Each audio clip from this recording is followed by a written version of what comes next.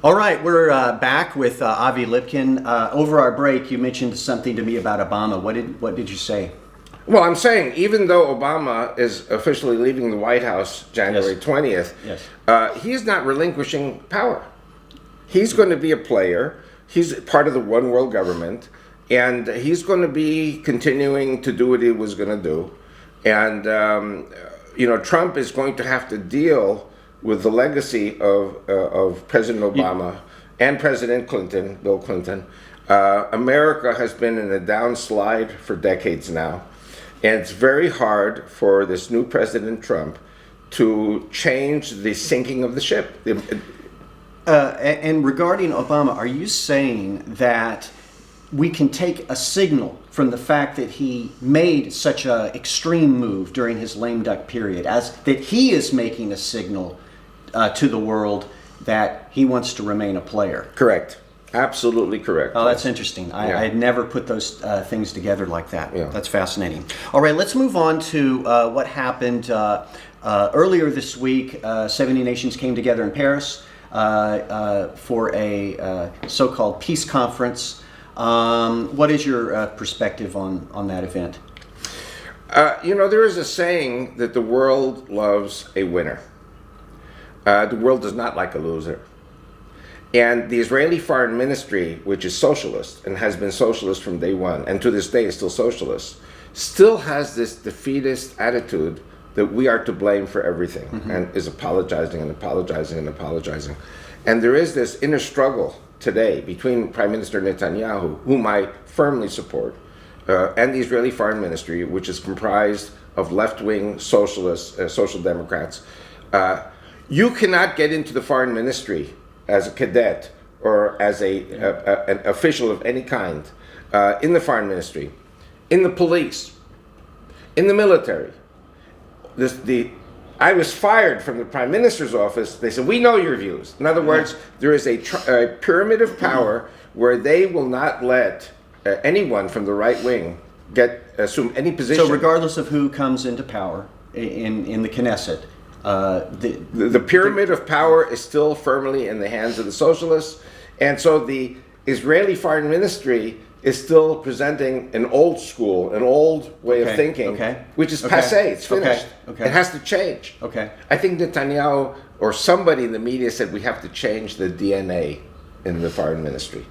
And what's the difference between a normal child and a mentally retarded child? A normal child and a mentally retarded child, they have eyes, they have ears, they have nose, they have a mouth, they have a heart, they have muscles, they have everything. There's only one problem. Something up here is wrong. And, I love all nations, but those nations that have socialist systems, the system is wrong. Obama has been working with the Clintons and with others to bring socialism to America. There's only one real socialist country left in the world until now, is the United States. And it's going to be very hard for Trump to fix that. Yeah, yes. There was some talk about France's decision to hold this conference as being somewhat politically an internal political issue. A growing Muslim population who votes into the left. Left wing is in power. Left wing wants to retain power. So the left wing wants to give them something to show them that they can be hard on Israel and support the Palestinian cause in order to increase their chances of winning. Is that, do you think, is that true? And is it, do you think it's a major factor or just a follow-on factor? With your permission, I'm going to give a slightly more broadened answer because it's not going to be just about France. It's going to be about Europe. In 1973, there was a tidal wave called the Yom Kippur War. And the Arabs very smartly put together an embargo. If you don't support the Arab world and fight Israel, we're not going to give you oil. France has no oil. And so the French and other European nations came kowtowing and bowing to the Muslims and said, what do we have to do to ensure a good oil supply for France and industrial peace, industrial quiet? So the Muslims said like this, you're going to take in unlimited amounts of Muslim immigrants. This started in 1973 officially. And you have to remember, Algeria, Morocco, Tunisia were French colonies, as well as many in Africa itself. They all had the right to move to France. True. That's when the immigration to France became very, very big. Secondly, you have to support, in the United Nations and in world forums, you have to support the Arab cause against Israel. Thirdly, you have to make sure to it that anything spoken against Islam is put down. Yeah. Okay? This is not just France. This is all of Europe. And so a lot of leaders in France and in Germany and Switzerland and England and others, they were going along with it because this is for the economic good of the country. Right. Okay. You have to remember also that after the Second World War, there was a new school of thinking. It's called social democrat.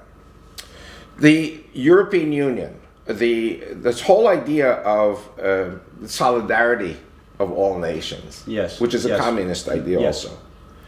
also. We cannot allow war anymore on the European continent. So one of the great things about the European Union is that no white Christian European nations are fighting against other white European Christian nations. Which used to happen. Yeah, for 2,000 years. Yeah. And Europe today is fantastic. They're not fighting each other. The problem is that the Muslims come in with a fighting religion, and Islam calls itself the religion of the sword. You know, how can people be so stupid and not understand the Muslims themselves call their religion Din as-Saif. Din as-Saif means religion of the sword. Yeah. Okay, they come in. They will not become French. They will not become German. They will not become English. They will be Muslims with the purpose of stealth jihad. Stealth jihad is coming in quietly and overturning the country little by little. It's like if you have a benign growth, God forbid, and at some stage it metastasizes and becomes malignant. This is what has happened in Europe. Now, what's the problem today in France? The problem today in France is you have so many Muslims. Some people say 10%, 15%. I don't know if you heard about this. I got this on the internet just a few days ago. Renault, which is a very, very good car, very good company, they had to shut down one of their factories because so many of the workers are Muslims and all they do is pray and fool around all day. They shut down the factory. So, and if you go against Islam in France, you're going to have such a revolution, such an intifada, such an uprising. During the New Year's celebrations, every country has New Year's celebrations. The Muslims burned 1,000 cars. They were torching cars. So these people have brought in the devils into their country. And these people are going to overturn France. And so this whole purpose of the meeting in Paris, Francois Hollande has said, I'm not running. He's out, but he's another piece of the jigsaw puzzle. Okay. It's not Francois Hollande himself. It's the one world government. Okay. Let's turn to the United Kingdom in relation to all this. We had the United Kingdom voted with the UN Security Council on December 23rd, voted for the resolution on which condemned settlements. Then John Kerry came out a few days later and gave this very strong speech supporting and justifying, in his mind, everything that happened. The UK voted for the resolution, but then Theresa May came back in a couple of days and actually blasted John Kerry for his speech, saying this is way out of balance. And then we get to just yesterday in the UN Security Council, and nothing happened. No resolution was brought forward. There wasn't support for it. I was even wondering if the United Kingdom might have put indicators out there that if they tried to do anything, that we're going to vote against it. In other words, is there possibly a shift going on with the United Kingdom, Theresa May, and turning and aligning a little bit more towards Israel? How do you see that? Absolutely. Let me, again, broaden the answer. I'm going to answer things you didn't ask yet. I'm a Sovietologist and studied Russia, Lenin, Stalin, communism. I was born in '49, so during the Cold War, I was an American teenager who said, to understand the enemy, you have to learn about the enemy. So I studied Russian studies and Sovietology and all these things. And one of the things I noticed is that as horrible as the Russians were seen in the United States of America as the great enemy of the Cold War, it was okay. They were tolerated. Why? Okay, this is my theory. I don't hear anyone else saying it. I'm the only one who's saying it. Because Russia was an atheist nation. Okay? The Soviet system killed priests, killed rabbis, killed imams, blew up synagogues, blew up churches, blew up mosques. There was no religion. The religion of Russia, of the Soviet Union, was no religion. Okay. So, the social democrat system after World War II says, that's fine. We agree with that. There is no God. God is the reason for all the wars. God is the reason for all the killing. Religion is a bad thing, and you have to bury it. It's either religion or nationalism, The two of them are bad. Yeah. The two of them Both are of bad. them. Both of them are bad. Yeah. Okay. So all of a sudden, one day, we get this guy called Vladimir Putin, whose father was a communist KGB guy. He was a communist KGB True. guy. But his mother was a born-again Christian in the sense of Russian Orthodox Christianity. She gave him a gold cross, which he wears all the time. He goes to church every Sunday. Okay, I didn't see Obama going to church. This guy goes, Putin goes to church. I have a Greek Orthodox friend in Athens, in Greece. And he sends me emails of YouTubes, with links to YouTubes, of Vladimir Putin going to all these Greek islands, to all these monasteries. Yes. And he is paraded in front of all these Greek Orthodox priests, and they're blessing him, and they're blessing... This is not in the news. Vladimir Putin, either he's a very devout Christian, which I believe he is, or he's a very good showman. Because these things are not being shown on the media. Yeah. What do we know about Vladimir Putin? He's religious, and he's nationalist. Yes. That's why everyone hates him. That's right. Okay. Why does everyone hate Netanyahu? Because even though he's not with a kippah on his head, he's not religious, but he's a Bible believer. And he's a nationalist. Everyone hates him, including the media in Israel and the foreign ministry and all the people who represent all the old values of the old school of the socialists. Okay. Wait. Are you saying Netanyahu was, I think, quoted the other day saying about the upcoming elections, I will continue to lead the country with the help of Hashem? Yes. So the fact that he pulls in the name, I mean, does that make him religious in the mind of It makes him hated because by saying Hashem and by working with the Orthodox parties, he has an automatic majority of 67 members of Knesset out of 120. That's already absolute majority. Yeah. All the left-wing liberal parties are out, and the Arab parties are out. And I have news for you. Every election in Israel, the percentage goes up by 1% or 2%, because the people who are having the children are the Orthodox and the nationalists. It's true. And the liberals, they don't get married, they don't have children, they're on drugs, and they leave the country. Yeah, and I understand the birth rate is the highest in Judea and Samaria also, which even another reason to try to condemn settlements. So the trend in Israel is more and more towards nationalism and towards religion. And the more the media and the left attacks Netanyahu, the more popular he becomes. So even that's a blessing. Okay, so Russia is religious nationalist. Israel is religious nationalist. We're getting to Britain in a moment. Okay. Okay, now, I have to tell you something. I got a 3-year jail sentence in Switzerland for saying that, that Allah is Satan and Islam is a criminal psychosis. Yes. And they should not allow for minarets because it's noise pollution, but they're also proclaiming, when they say Allahu Akbar, they're saying Allah is greater than that other God, the God of the Jews and the Christians. So you're giving the Muslims the right to proclaim the triumph, the victory of Satan over God. Yes. And I succeeded. The Swiss people voted on November the 29th, 2009, by 57.5% against 42.5%, to block the minarets. There are no minarets in Switzerland today. Now Switzerland has been adopting some of the toughest legislations against the burqa. And I have to tell you something. But take us to the UK. I mean, we're what I'm saying is this is the trend. in all of the European countries. It's going to happen in France with Marine Le Pen, because the French socialists, Yes. they're going to lose. You're seeing it in Italy. You're seeing it in many, many countries. Germany, Pegida, all these Yes. European countries. Yes. Okay, now, what's happening with Europe is the You following. mean with UK? With the UK. Yeah. The British, which used to have a tremendous empire all over the world, today find themselves losing their empire constantly. More countries are breaking away. Yes.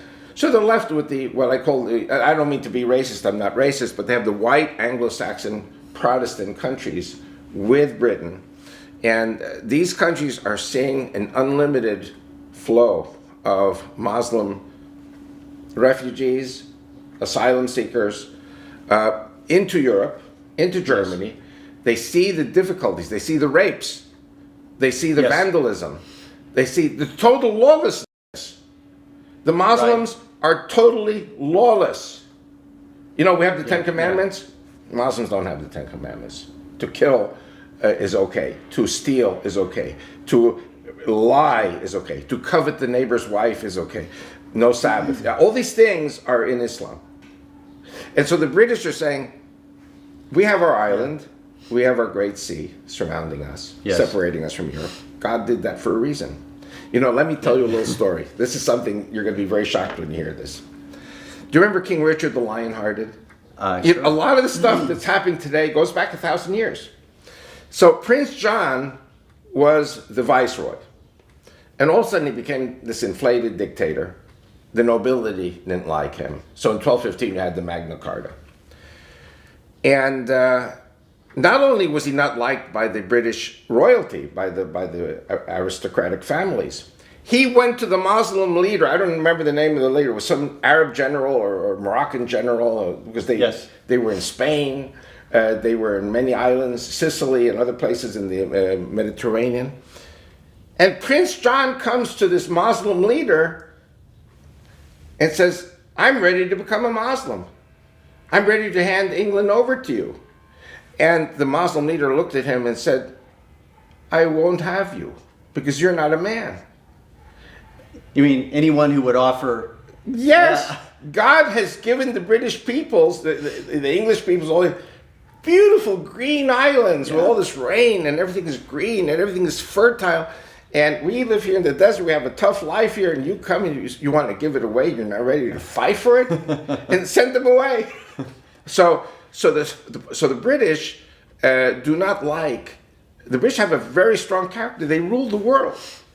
The British don't like it when all of a sudden there's this unlimited flow of lawless people into their country, and the British citizen has to pay for it.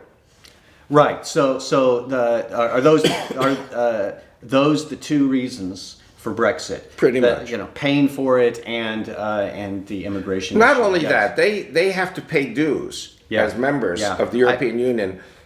It's a lot of money, and for the British, they're feeling it's money down the drain. Do you think the relationship between the United Kingdom and Israel may improve under Theresa May? I mean, later this year we have the 100th anniversary of the Balfour Declaration, for instance. Correct. You think so? Absolutely. I have to tell you something. The early Zionism, I'm talking about the 1800s.